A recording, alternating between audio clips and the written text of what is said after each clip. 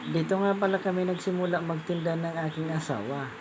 Dito yan sa Barangay Kumon, sa katapat ng high school at saka Barangay Hall. Ito nga pala yung tapat ng aming inuupang tindahan dati. Salamat pala kay Dinadinto Rabronjan. Nasa langit na po siya ngayon sa pagpaupa sa amin dito sa kanyang tindahan.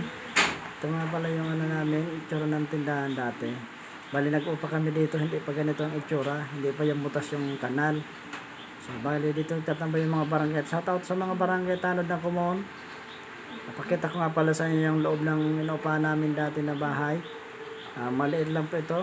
Bali 500 lang yung upa namin dito. At din medyo nagtagal kami, ginawa na rin ng 800. Yan.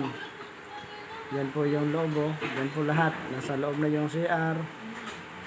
Tindahan, kwarto, misa. Diyan kami nagsimula. Yan, dyan tubig namin. Ayun yung bahay na malaki sa may-ari. Salamat nga pala sa pamilya doon dyan. Salamat.